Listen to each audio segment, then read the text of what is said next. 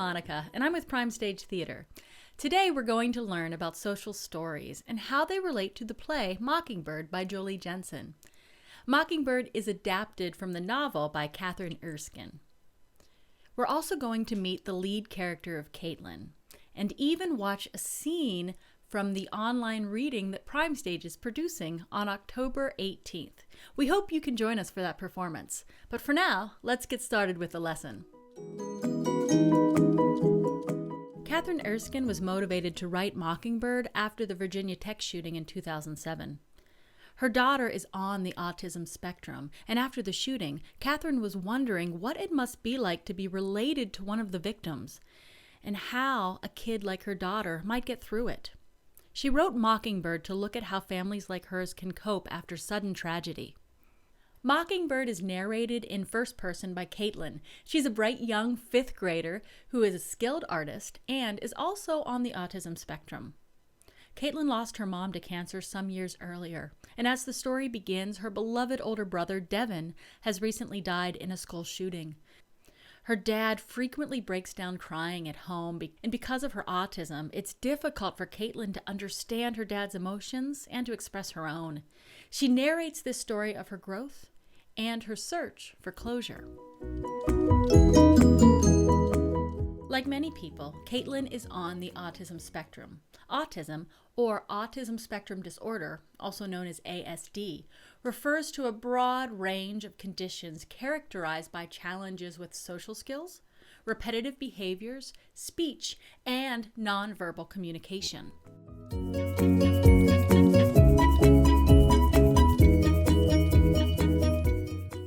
In the story, Caitlin has difficulty with social interactions. It's hard for her to recognize body language and understand other people's emotions and intentions when they are speaking.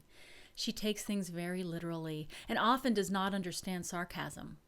Her school counselor, Mrs. Brooks, teaches Caitlin to interpret people's feelings by reading facial expressions and by looking them in the eye. She also teaches her to use her manners and how to process stressful situations. Sometimes the use of something called a social story can help people with autism. Social stories were created by Carol Gray in 1991 to help teach social skills to people with autism and similar exceptionalities. They're short descriptions of a particular situation, event, or activity which include specific information about what to expect in that situation and why. Social stories can help with so many things, like developing self-care skills, like washing hands. Social skills like saying thank you or looking a person in the eye when you speak. They can also help a person to understand how others might behave or respond in a particular situation, and how they might be expected to behave. Social stories can help a person cope with a change in routine or an unexpected event like the absence of a teacher or moving to a new home. They can also help others to understand the perspective of a person with autism and why they might respond in a certain way. It's likely that Caitlin uses social stories to get through her day. Let's watch a scene performed by two of Prime Stage Theater's actors. Caitlin makes a new friend. That boy has a purple cap, like Devin's cap. I remember seeing him at the memorial service because I remember that cap. He's rubbing his eyes, which means he's either sleepy or sad. Are you sad? Is someone being mean to you? Want this? Her name is Shanna.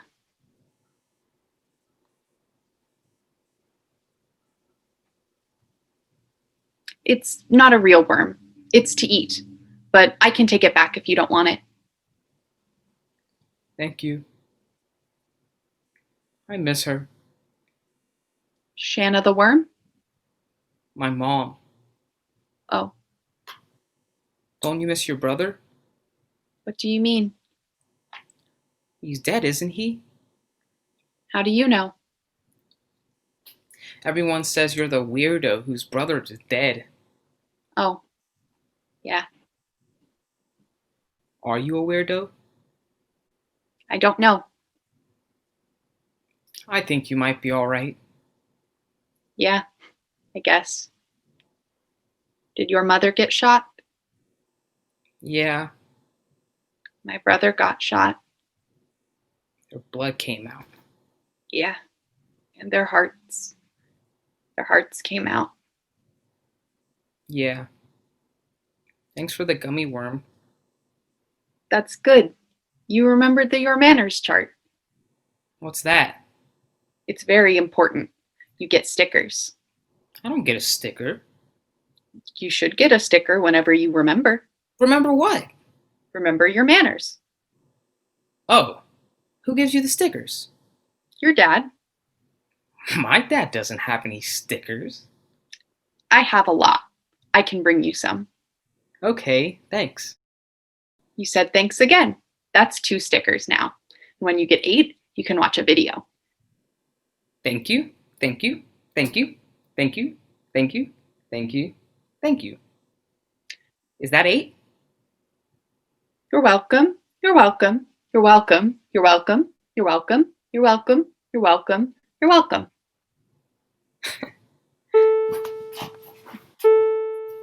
Oh. What's your name? My name is Caitlin Ann Smith. I am named for my grandmother, who was called Caitlin, only she was called Kate, and she was from Ireland. And Anne is for the Princess of England, whose name was Anne, and she was from England. Oh. Can I just call you Caitlin? If you do not shout it, I do not care for shouting. My name's Michael. That was great. I hope you enjoyed that scene. Let's review what happens in the scene. And if you'd like, you can take a moment, press pause, and share a summary of that scene with a family member or a peer. Here is a summary of the scene written as a social story. Caitlin meets Michael. Mrs. Brooks, Caitlin's school counselor, suggests that Caitlin make friends. At recess, Caitlin observes Michael's body language. He is sitting hunched over alone. He is rubbing his eyes. Caitlin thinks he is either sleepy or sad. Caitlin decides to ask if he is sad. Caitlin tries to find out why he is sad. Caitlin offers him a gummy worm. So how could a social story help Caitlin to understand that? And how can a social story help Caitlin to make friends with Michael? Let's break it apart and see how. How do social stories help people with autism and similar exceptionalities? Social stories present information in a literal, concrete way which may improve a person's understanding of a situation or activity. Social stories can help with sequencing, or what comes next in a series of activities, and executive functioning, planning and organizing, difficulties experienced by people with autism and similar exceptionalities. Many people with autism and similar exceptionalities are very good visual learners, and they like social stories because they're written down. Social stories can also be illustrated. By providing information about what might happen in a particular situation and some guidelines for behavior, you can increase structure in a person's life and thereby reduce anxiety. And if you're writing a social story for a person with autism and similar exceptionalities, you'll need to think about how they perceive different situations. This in turn can increase your understanding and empathy. So, how do we write our own social story? Well, first, when you're writing a social story, you've got to picture the goal. Like, what's the purpose? What does the child need to understand in order to achieve this goal? Next, gather all of the information. Think about the situation and what you want to describe. For example, where does the situation occur? Who is it with? How does it begin? How does it end? How long does it last? And what actually happens in the situation that you're trying to describe? Why does it happen? These are descriptive sentences that present information. Let's go back to our social story. We have descriptive sentences at the top. Mrs. Brooks suggests Caitlin make new friends. At recess, Caitlin observes Michael's body language. He is sitting hunched over. He is rubbing his eyes. These descriptive sentences answer where does the situation occur, who is it with, what happens, and why. Now we need to add more sentences. You see, a social story is made up of several different types of sentences that are presented in a particular combination. We've already seen descriptive sentences, but now we need perspective sentences. A perspective sentence is an opinion, a feeling, an idea, or a belief. For example, Caitlin thinks he is sleepy or sad. This is Caitlin's opinion, and she decides to ask if he is sad. We always want to use perspective sentences in a social story, but there should also be a directive or control sentence in your story. For example, a directive sentence offers a gentle response or range of responses for behavior in a particular situation. For example, the directive sentence here would be, Caitlin tries to find out why he is sad, and Caitlin offers him a gummy worm. Directive sentences help a person to know what to do, but there's another sentence we want to use as well. This is called the control sentence, and the control sentence emphasizes the goal or the purpose of the story. For example, the goal was for Caitlin to make new friends. The control sentence would be, when meeting new people, watching their body language can help start a conversation. This will help me to know if we could be friends. This control sentence affirms the directive sentences, and it sums up what we want Caitlin to understand. Here is a social story for our scene.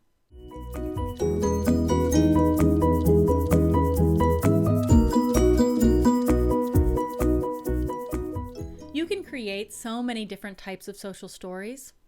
For example, let's try together. Let's make one on unexpected noises. Unexpected noises can cause anxiety and stress, especially for somebody who is on the autism spectrum. A social story can help to know what to do.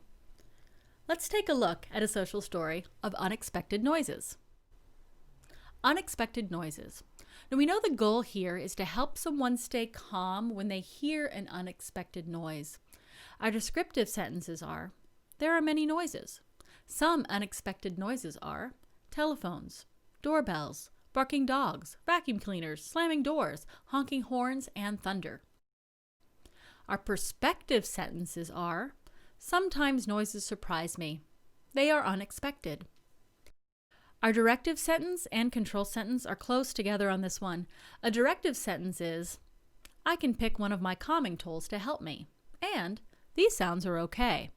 A control sentence takes us back to our goal. I will try to stay calm when I hear unexpected noises. Using pictures can make the story easier to understand and fun to read. See if you can create a social story with your family or even with a classmate.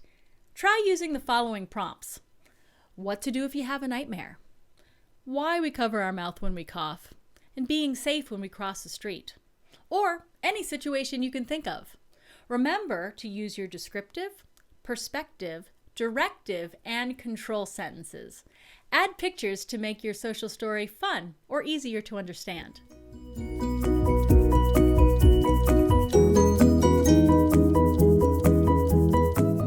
It's likely that in the story Mockingbird, that Caitlin uses social stories to help her get through the day. We see this when she gives herself the directive to look the person in the eye. Also, we see this in how she relates to her dad when he's sad. I hope that today's lesson has given you a better understanding of our character of Caitlin and of other people who are on the autism spectrum. Thank you so much for watching. For more information on any and all things Mockingbird, you can check out the Mockingbird Resource Guide on PrimeStage's website. That's www.primestage.com. Have a great day.